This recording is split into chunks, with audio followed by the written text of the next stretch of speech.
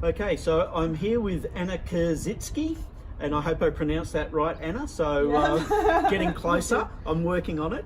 Anna, thanks for joining me. You've got, Anna has an amazing story, and thank you for coming in and sharing that with us today.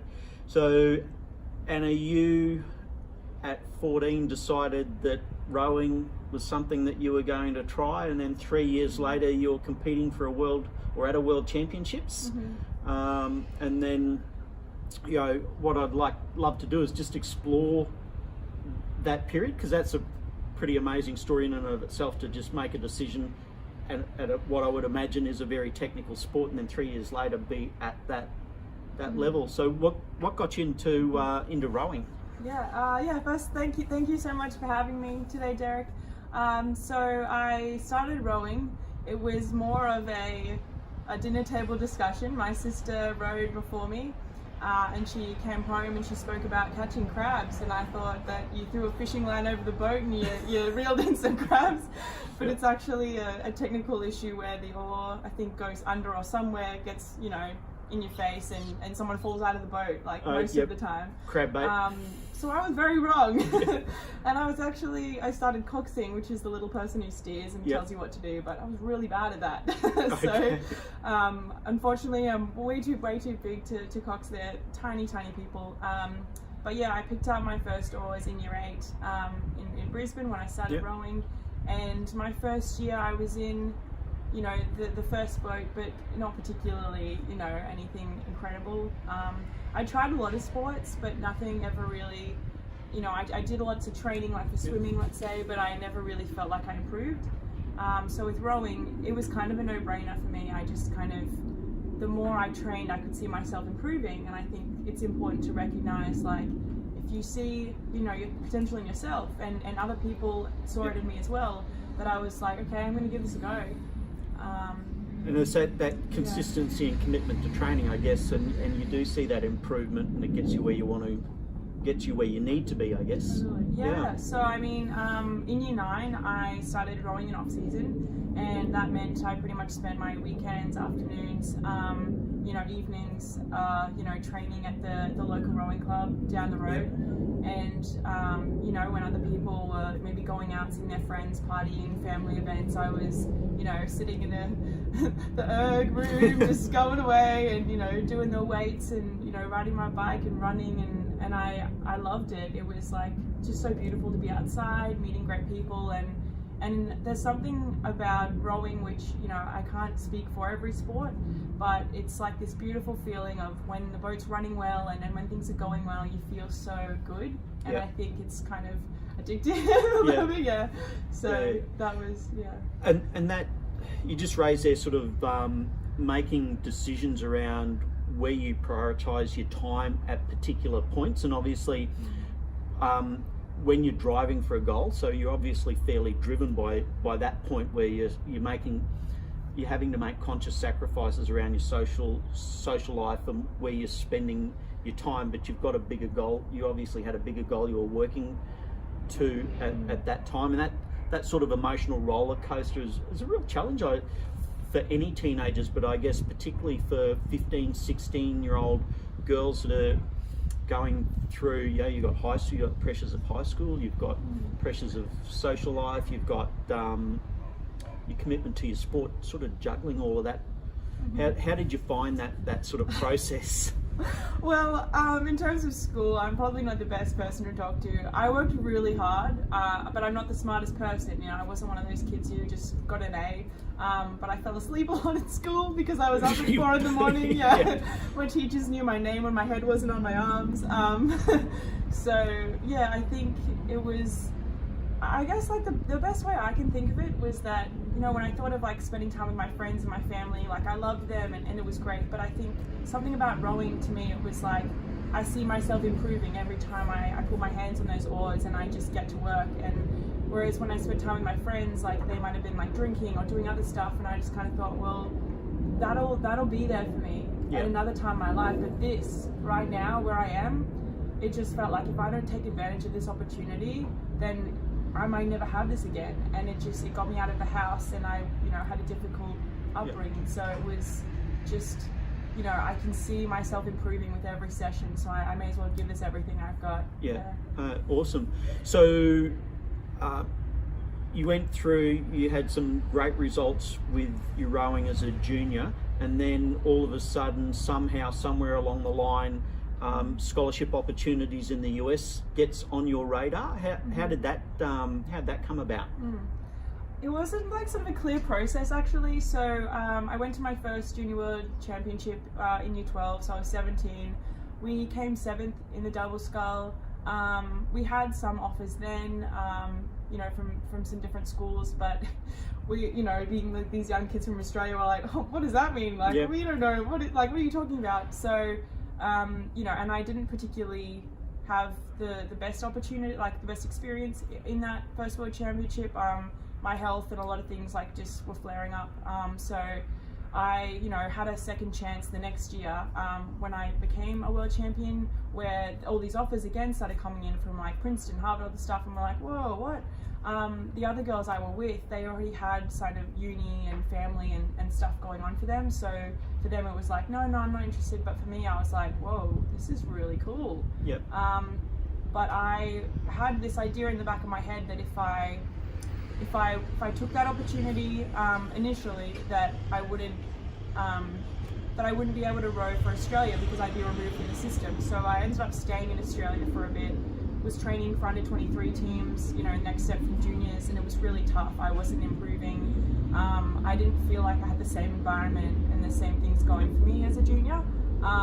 So I had a coach, was really fortunate. He had connections, and you know, I was training really hard and still, and so I just needed someone to see, I guess, that same drive in me that I had when I was younger. We got connected with some schools, and then, you know, we were talking recruiting. I had to, you know, sit the SAT, still train and everything. And I was fortunate to become part of a sort of new up and coming program at a Division 1 school, which was incredible. And you know, seeing the photos of the facilities and everything they had to offer, it was just, again, sort of a no-brainer. I was like, oh my God, I'm never going to get this opportunity again in my life to be able to study and get a degree, you know, because I didn't see that for myself in Australia, and be able to compete in the sport that I love. And so I think they just, it's so well manufactured there in terms of facilities, funding, amazing coaches, people that keep you accountable. You've got teammates, and you kind of just grow up so much. I think being here, I just felt like I can do whatever I want, and I don't know when I'm gonna have to, you know, like worry about how I'm gonna train for the sport or get a degree. But there it was just like, no, I'm here. I have to like work hard. I'm on the scholarship. I got to do everything I can to get where I need to go. Yeah, and that's a really interesting observation, because and you would know this better than me, but it's that combination of all of that makes you so attractive as an employee from a career perspective when you come out of those types of processes. Because as you say, you've got that accountability, you've got all these schedules you've got to juggle, you've got all these other commitments and responsibilities in and around your degree that you're accountable for, and as the person you become on that journey makes you a more interesting character when you're sitting down and you're putting pen to paper with a resume, or you're sitting across from somebody having an interview. You know, the stories that you have about the journey that you've been on, which is a road less traveled compared to, you know, going through the routine of a degree at home. And there's nothing wrong with a degree at home. We've got some great universities in whatever country you live in, but it's about what's that extra edge, and that's something that you know, the US system and college system really provides, as you know. So you ended up where? Yeah, exactly. So I came back to Australia, and I guess it was like sort of everything had changed. So I'm like, whoa, I've been away for 6 years. So I did a master's degree after my bachelor's. I stayed overseas, but I kind of was ready to be with my family again. I came back and did social work for about 1.5 years, 2 years, and the commute was a bit, so I thought, you know, I'll transition into something closer to home. I've been working with kids in sort of the space of social work more consistently now, but I'm focusing more now on my small business, my podcast, and this idea of career counselling, because I think I've been in a few different workplaces, and I think that we all deserve to have the things that we want. And I think a lot of the time we sell ourselves short and we don't sort of realize our potential, or that we can do what we love. And so I would love to think that I can help people to reach that potential and have that drive in themselves, that I sort of wish I had more of externally when I was younger, but also because if one more person believes in you, I think you have more, drive to be like, yeah, I can, put in that job application or call that employee or sit down and be able to promote these skills that I've learned. Yeah, so that's awesome. And that transitional process in roles and employment is a really big challenge moving forward, because the whole dynamics of work is changing, and this concept of the 30-year career has pretty much disappeared. So long. So Yeah. the ability to reinvent yourself is going to be a real challenge for everyone moving forward. So a great space that you're looking to contribute to in that area. So that's awesome. So one thing that we didn't really cover off on was that period in the US and the rowing and college experience. So can you tell us a little bit about that? Because you went to Syracuse, far north. You could just about throw a stone across to Canada from there. So that must have been like lifestyle transition of sunny Brisbane. We're sitting here in the middle of winter. It's 10 o'clock and we're in t-shirts, and then going to Syracuse. You talked about ice skating on lakes. It was, I would easily, it's crazy to think of this, but I think it was the best experience of my entire life. I think I'll honestly, until, I'm old and rickety and I might travel the world and do all these things, but the experience that I had there was honestly just incredible. And I think, like you said, it was so different to anything here. I'll never be able to say again, we had to stop mid training session to break up the ice on the lake, or that, our coaches got dynamite to break up the ice at one point. It was just crazy. Just so we could row, because we needed to spring training and we were sick of being on the rowing machine. But just to see a whole different side of the world that I had no idea about, like these rowing tanks for indoors and all these bikes and all these incredible women training for the same thing. And being alongside, I had a girl on who I rowed with who was a silver medalist at the Olympics. She rowed for the Canadian team, and I met so many different Olympians and people of all these different backgrounds, and studying there, the professors that they had were just so passionate, the facilities, and just the memories that I had from being there. And it just made me realize, it just opened a whole world of doors, of kind of just the amazing opportunities that if you choose to go down that track as a student athlete, I just have so much support and pride in that kind of space. And I think if more people in Australia understood how amazing that opportunity was, I think they would just be, everyone would be applying. So put yourself out there. And the thing is, it's an opportunity, and putting yourself in the running or putting yourself in the race to do it doesn't obligate you to go, but it gives you the options down the track, particularly if you're a 15, 16, 17 and you're looking at where can your sport take you, then you're a perfect example of where it can take you and the opportunities and doors that it can open up for you. So and how did you find the transition of going from your comfort zone in Australia, where the coaches, you've got your friends around, you've got family, and you've got your routine, to then going up another country, completely different environment, immersing yourself into that college experience? How was the transition? It was life-changing. I was a little kid when I went. I was 21, so young adult, but I was such a little kid just in terms of not understanding how important it was to live on my own or work on my own, study on my own, do make a whole group of friends who I'd never met before in a completely different space. I couldn't just run home if I wanted to, or even call my family, because it was a 14-hour time difference.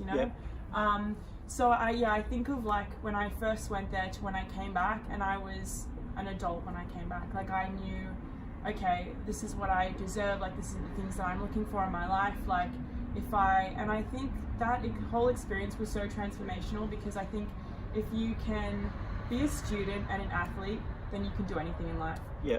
There were so many times where I'd like call my sister and be like, I'm struggling so hard, like it's, you know, cold, or like, you know, like it's so hard, like whatever.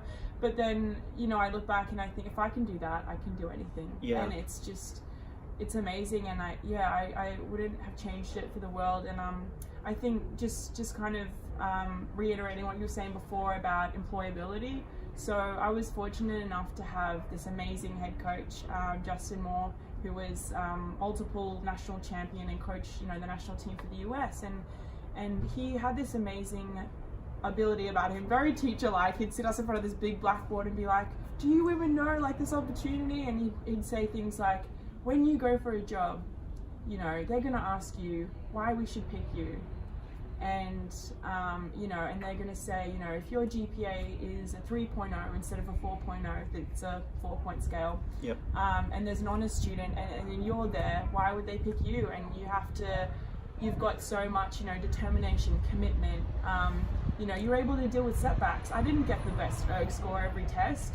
I lost a bunch of seat races. I trained my ass off, and then I fractured my rib at one point, like, you know, and I hurt my shoulder, and I ended up coaching my senior year. Like, life doesn't always go the way you want it to, but you have to be willing to, you know, transition to this space of like, if you're going to employ me, I'm going to offer so many things that this person who might have just studied their entire university degree and just, you know, got their grades, I can offer more than that. I was part of a team, you know, like I can take constructive feedback, because trust me, coaches aren't always like, you know, they might give you feedback sometimes, but you might, you know, have to sit on the bench or whatever. And so you have to be like, I'm going to fight harder for my seat next time.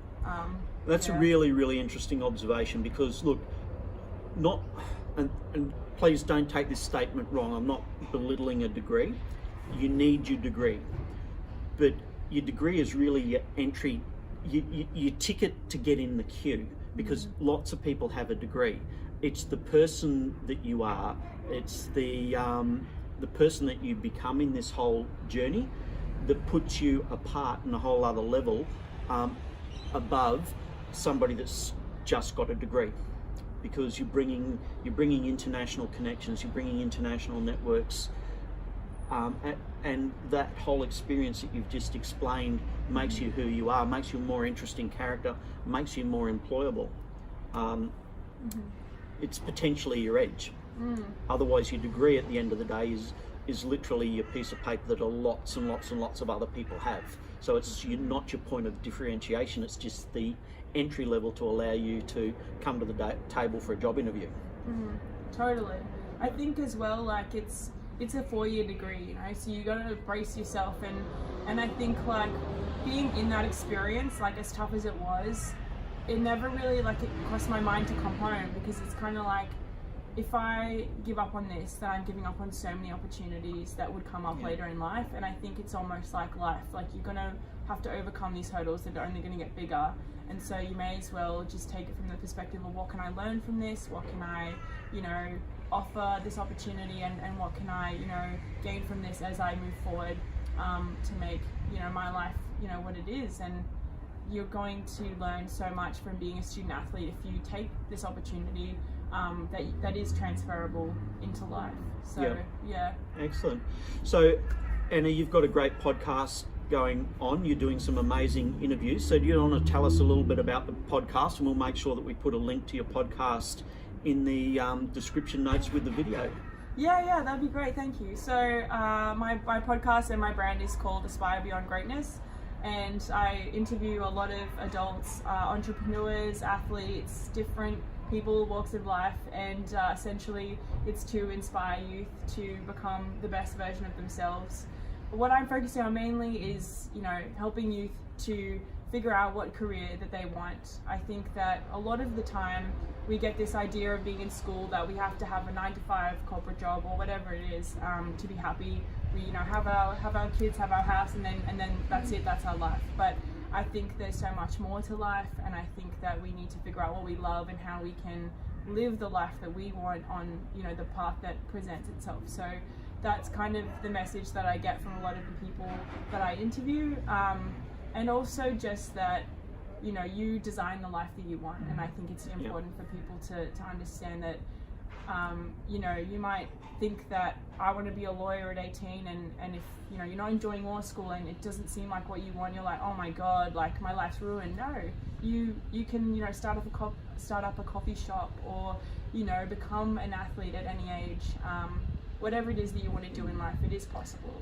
So that's a really interesting point before we finish up. The flexibility of the US education college system, particularly in the liberal arts space, versus, you know, what we see here, say in Australia as an example. You've got to choose your degree when you finish school, you apply to go into a university for that particular degree, and then once you're in that process, whilst you can change, it's not that easy to change, and you can burn you can burn 12 months at uni here.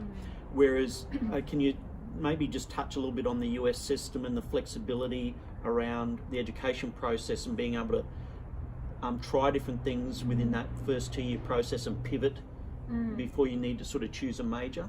Yeah, definitely. And I think probably a good example, because I came in with no credits and had to do like the full 4 years, and because I had less eligibility, I had to actually study a lot of summers. So I ended up finishing my degree in 2 years, and then had another 2. So I ended up getting a second degree in sociology, which I was tossing up between a few things. So yeah, essentially the liberal arts core, you know, you have to fulfill certain subjects, which can be fun actually. I never thought I'd be like studying astrology and geology and stuff. Yeah, you have a career counselor, so you sit down, meet with them, go through what you've completed and what you know can sort of do, and they help you, you know, look at different employment options.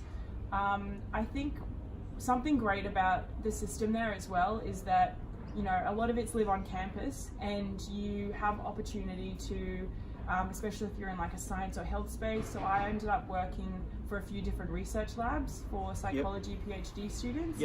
And so those skills and seeing the research and writing abstracts and going to conferences and meeting other people and seeing how they do those things gave me an insight into what would a PhD look like, which I don't think I would have had the same opportunity studying in Australia, at least not from where I was starting from. It might not be the same for someone different here, but seeing those different options emerge.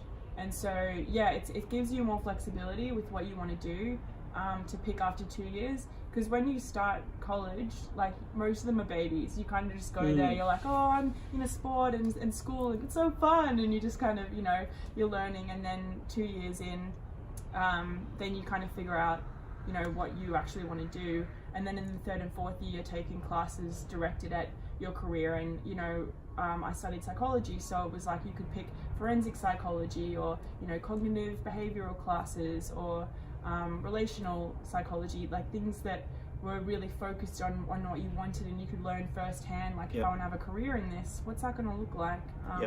So yeah, it's really interesting. Awesome. Well, I've taken up a huge amount of your time, so thank you very much. Really appreciate you taking the time to catch up with us. Just a reminder, if you want to listen to more of the interviews that Anna does with some amazing people, then click on the link in the description with this video, and you can go to that podcast and get some really, really cool stuff. Thank you. Thanks for the opportunity. Anna.